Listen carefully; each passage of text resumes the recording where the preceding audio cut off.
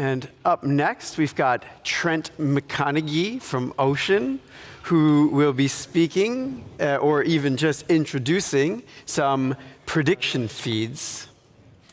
I'm not at all familiar with this concept, so I'll let him tell you more.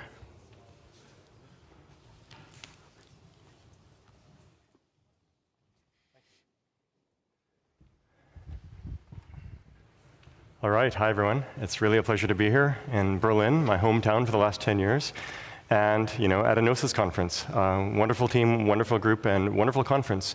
So it's my pleasure today to introduce prediction feeds. And you might ask, what's that about? Well, that's what I'm going to share about. This is a project that we've been working on at Ocean Protocol for a while, and yeah, today we're announcing it. Let's get started. Imagine that you are a trapeze artist. 5 meters, 10 meters above the ground. Every single muscle that you move makes a difference. Makes a difference whether you fall, whether you do that high wire act successfully or not. And therefore, you've got to predict what the effect is extremely well. In prediction can come beauty. In prediction can come greatness. Imagine you're an F1 driver. Every millisecond almost matters. Turn left a bit too far, disaster. Turn right a bit too far, too quickly, disaster.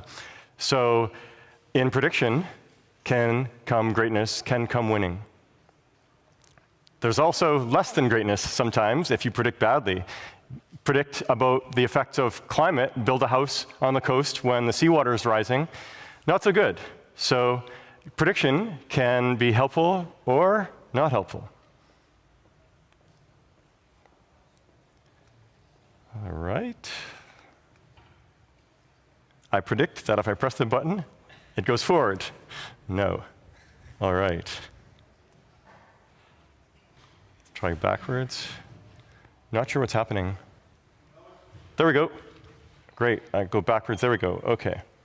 So, I hinted at climate change, right? So I have a sort of pet project. I'm very fascinated by what's going on with the rise of the seas, and in particular, southern Florida. In 30 years or 100 years, no one quite knows, the bottom third of Florida will be underwater. And this is a zoom in on a portion of the bottom third of Florida, in Miami in particular. South Beach, which is where Miami Beach, like South Beach, Miami, all that, it was actually under the sea, and it was reclaimed from the sea in about 1910. There was a big boom in the 1920s. A lot of it got built up, again in the 50s, again in the 80s, and more recently in the last 10 years. And this is what Miami Beach is like now on the left. The blue is water, and the green and brown is not water. But if the water level were to rise 1 meter, then you've got about 2/3 of South Beach. That's the sort of peninsula islandy stuff. That'll be mostly underwater. With a 2-meter rise, 100% underwater, that part, and 2/3 of the rest of Miami underwater as well. 3-meter rise, everything. And if you were to zoom out, like mentioned, the whole bottom third of Florida would be underwater. Not so good. So then the question is, when, right? Well, of course, there are predictions for what the sea level would be in Miami from the University of Florida and otherwise. And there's an agency in the USA dedicated to measuring sea levels as well, called the NOAA. So they've got a prediction. The American Army as well. So the NOAA, they're predicting, upper bound, that it'll be a 2-meter rise by the year 2100. So in about 75 years, that 2 meters, so almost worst case scenario, it's going to be pretty underwater, right? There's a very, very conservative measure that it's a fraction of that. But overall, by about 2100, we're looking at 1.6, 2.1 meters. But you can ask, how accurate is that, right? They've got their upper bound, their lower bound. So let's look at past performance of these predictions. So if we look at predictions from another climate group called the IPCC, from 1990 till about 2010, they had, their predictions were that shaded gray curve there. So there was an upper bound and a lower bound. And if we see what actually happened, that's the blue lines.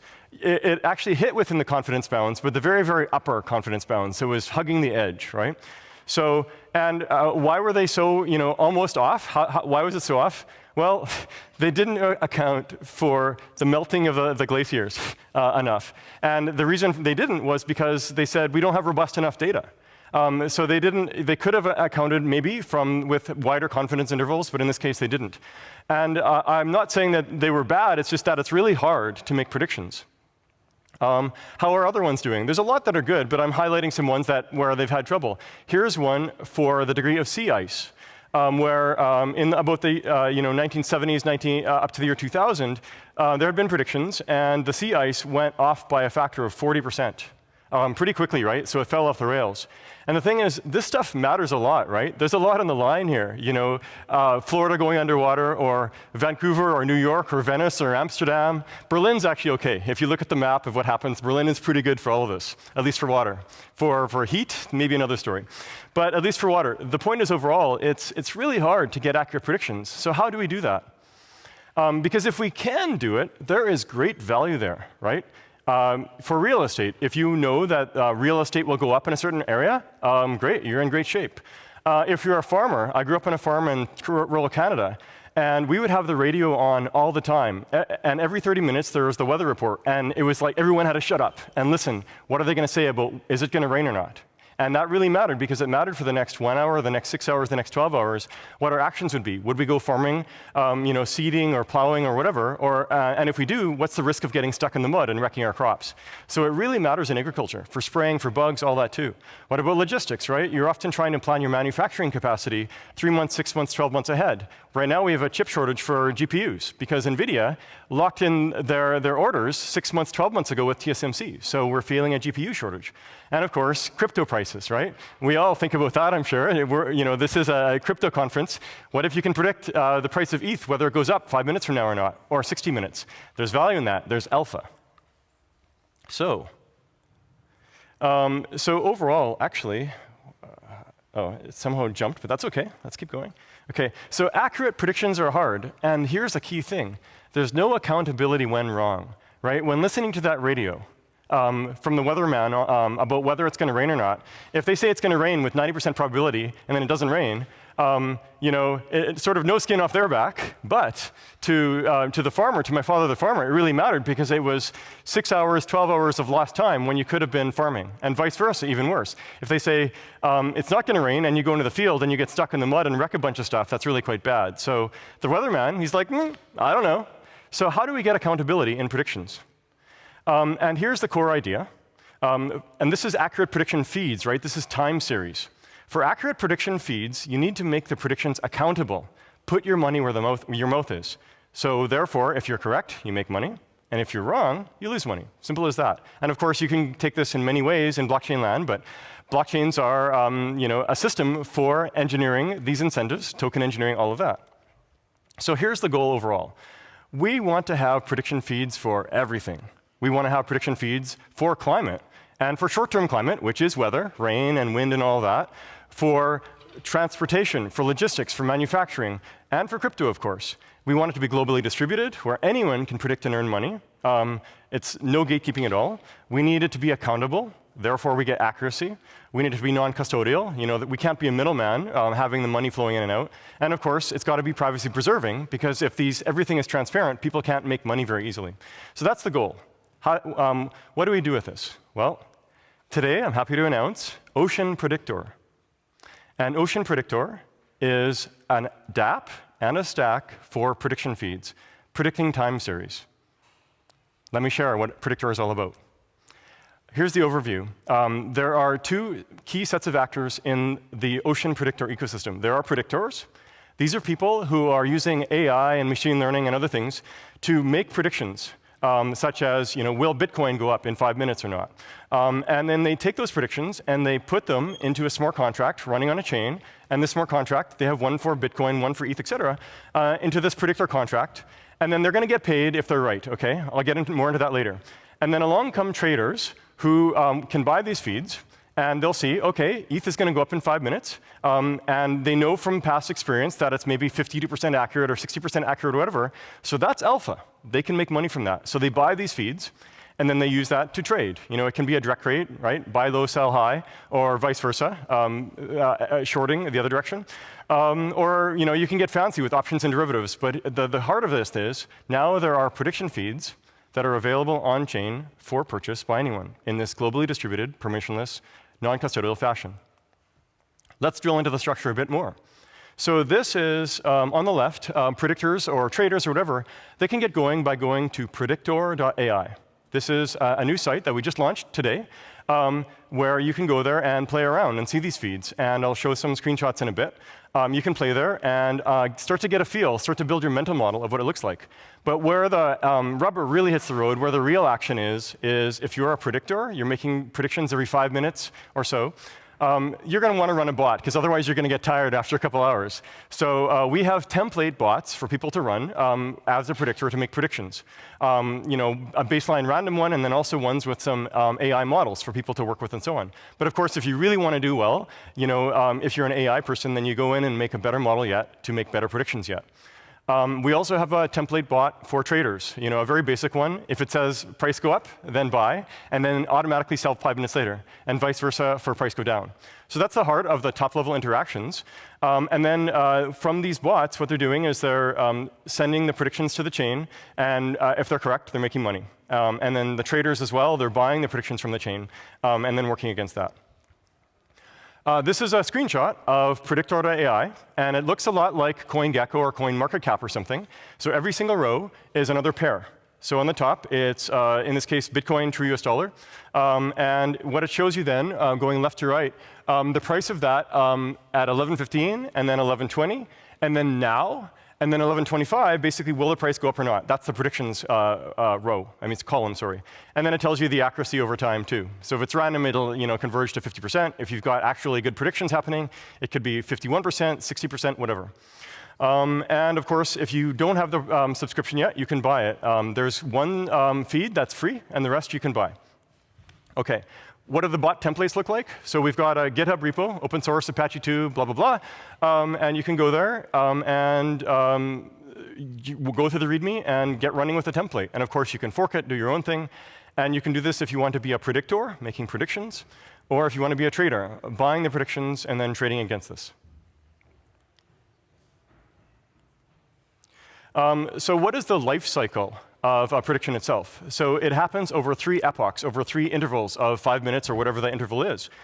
At epoch T, the first epoch, that's where the predictors submit their prediction. And they submit it right before the epoch ends, typically, right? So like 2 seconds before, 10 seconds before, whatever.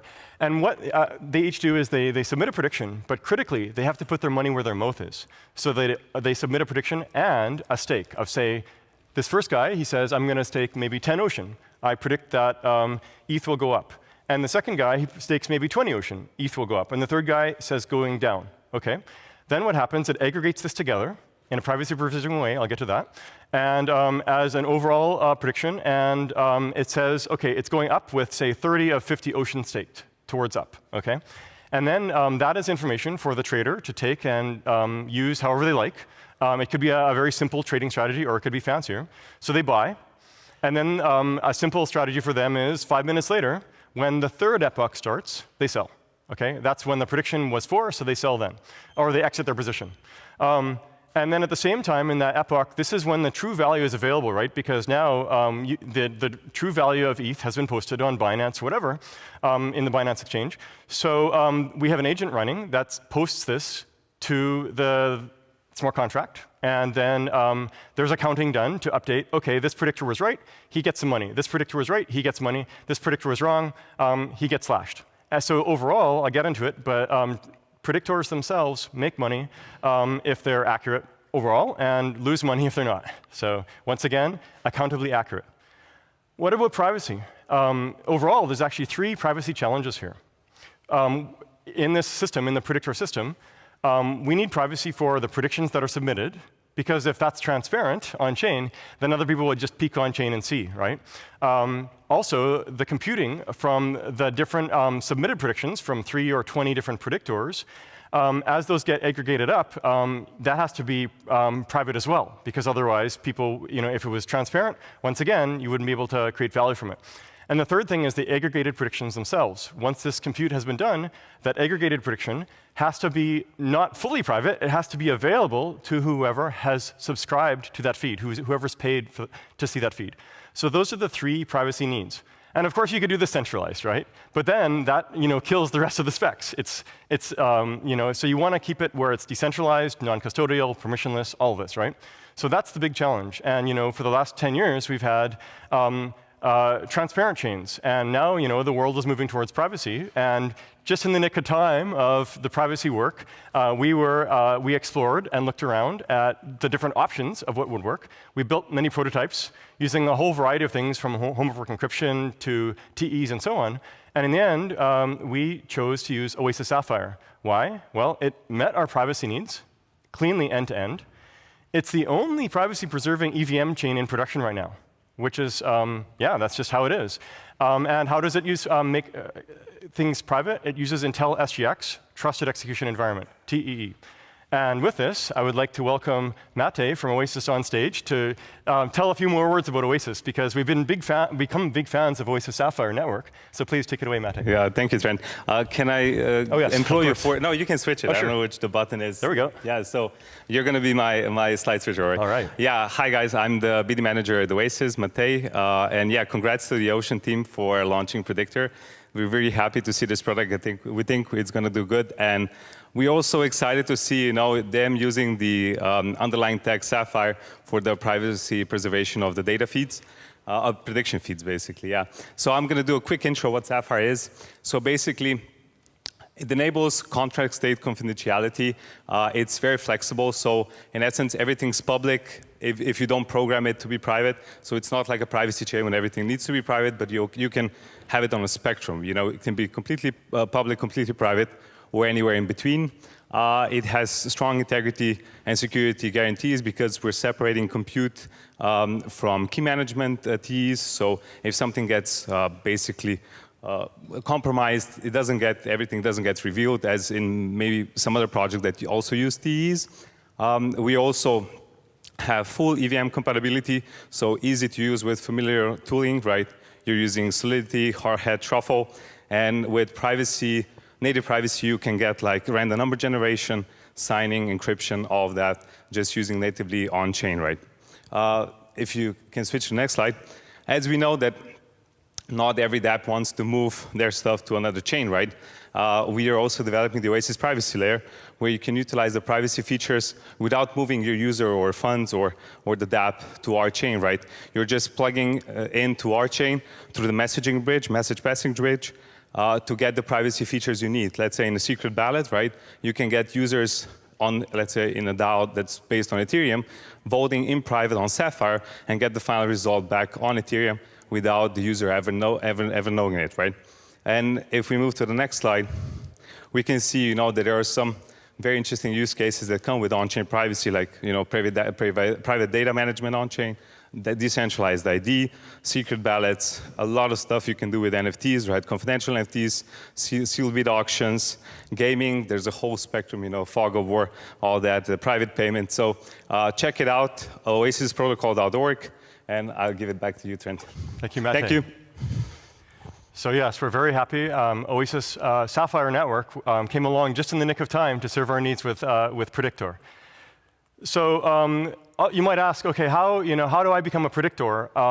And this is just how you onboard. It's calling all AI ML Jedis. So you start off as young naive Luke on Tatooine, and just play with Predictor.ai, build a bit of a mental model. But then you go to Dagobah Swamp and you work with Yoda, and you ramp up. And we actually have something called challenge data farming, where it's a weekly competition to make predictions for the price of Ethereum, and you just submit once a week. And so it's sort of no pressure, not every 5 minutes, all of that. It's just once a week. So you do that. Once you're good there, then you're ready to take on Vader with your lightsaber, and you can run your predictor bot with continuous predictions. And finally, once you get good at this, you can keep optimizing to become your jaded Jedi that can disappear just by thinking about it.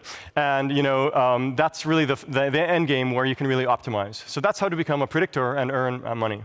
And like mentioned, you can earn money in 3 different ways. The feed sales, from the traders buying from the feeds. That gets distributed to the predictors with a small fee. Stake reshuffling, the people who do bad, their stake goes to the people doing well.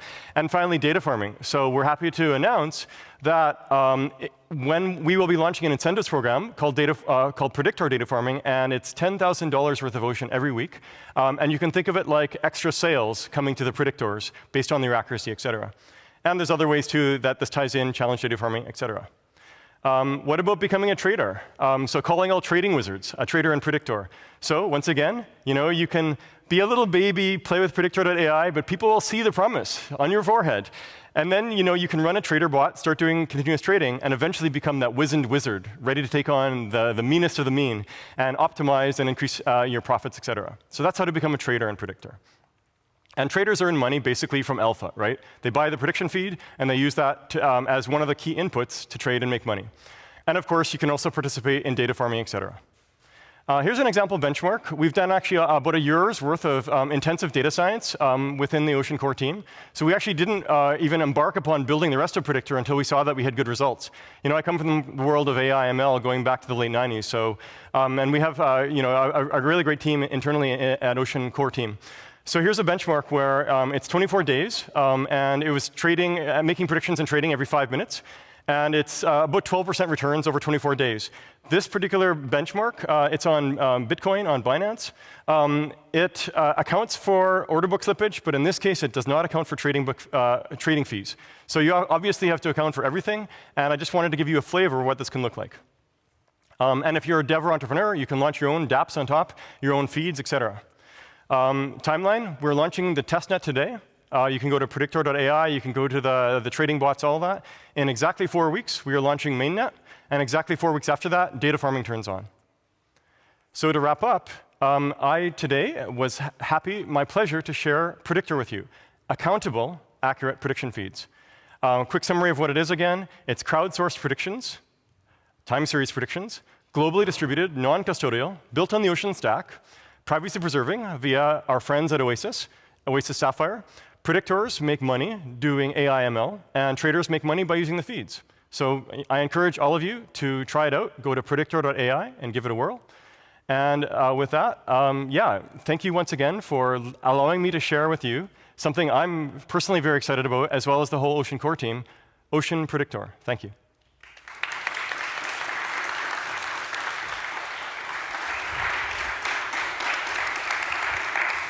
Thank you. That was very exciting. Do we have some questions in the audience? Right. Yeah, thank you a lot for the presentation. So I have 2 questions. First, the selling and buying the information is done in Ocean token or in any token like Ethereum, DAI, or anything else. And the second question is about the trading bots. So this is on-chain action, right? So who automates the on-chain action for trading bots? Yeah, great questions. So the first one, so every prediction feed, whether it's, say, Bitcoin USDT on Binance 5 minutes, or ETH USDT Kraken 60 minutes, whatever, every single one of those is its own Ocean data NFT and data token. So it's leveraging the Ocean infrastructure. So, and these follow ERC20, all of that, right? So it's very composable, et cetera. And in fact, Predictor itself, you can view it as a new DeFi primitive. It's sort of like Chainlink style oracles, but it's future oracles. So overall, within that, we have it set where you do have to stake with Ocean, and then you're buying with Ocean, because we wanted to focus on the staking mechanic, et cetera. So it is with Ocean there. To your second question, yes, it is automated, but these bots, we have within the READMEs, sort of to get going, you can run it locally, where you have your private key. We have in the README to show how you run it on Azure, where you've got the private key within Azure. But of course, you can also use any other infrastructure you want. Some of this emerging agent infrastructure, if the agents can handle private keys, et cetera, whatever you want, right? As far as Predictor is concerned, you just buy the feed and do whatever you want with it, right? So you can, use it as a DeFi primitive. You can use it for trading. You can make derivatives on top, however you want. Yeah, thank you, thank you. I believe you had one right here, and then right there after. Hello, great talk. I'm curious how the privacy aspects can affect the viability of the data. So if I'm a trader, what if I want to selectively choose a prediction if someone hasn't predicted or if they have predicted, and if someone might be like a negative signal or malicious, and so kind of how can we possibly like perceive the data that goes into the predictions if we want to act on that data before it actually goes on chain and like finalized? Yeah, you can't, I mean, as a trader, you buy the feed and you get this aggregated prediction, right? As well as you can see how many Ocean was pointing up versus down, right? So there is the possibility that people might act maliciously and stake a lot, but if they keep doing that, they're going to lose money. So people who are acting maliciously, it would only be around for, they won't last long. So overall, there's an incentive to have accurate feeds, right? And the people who are accurate can stake a lot, right? Because they're not losing money, they're making money all the time. So there's a natural incentive towards accuracy over time. But we can expect, just like any crypto system, there's going to be really interesting dynamics of people, acting well, trying to make money, but sometimes maybe people wanting to mess with the system and have bad accuracy. One thing we've done to help understand this, though, as well, is if you go to predictor.ai, we have a special column that shows the accuracy of the last 24 hours, right? So right now, it actually is hovering around 50% because we've got a random bot running, and we're going to turn on the AI bot shortly here. So then you should see that it's going up to 52 to 60%, depending on the feed. But overall, we can also expect other interesting dynamics, such as lots of people buying the feed. Maybe they follow the naive strategy of buy, and then the price might spike more, right? Or maybe they go the opposite direction, anticipating that. So we don't know for sure what's going to happen, but we know it's going to be interesting. We've got time for one more. Yeah, thanks, Trent. Is there a mechanism against wash prediction? Like with 2 wallets myself, it's a zero-sum game, so I don't lose, but there are some Ocean incentives on top? So wash prediction can't really happen, right? I mean, if you're wrong, you lose money. You could actually predict both up and down, and then it doesn't really win you at all, and you're going to lose a little bit on the prediction fee, right? Because there's a small fee to make the prediction. So overall, that's not going to serve you well. But overall, this is Sybil resistant naturally because it's got this staking element, right? So have 1,000 wallets, it doesn't matter. All right. Thank you very much. Thank you, everyone.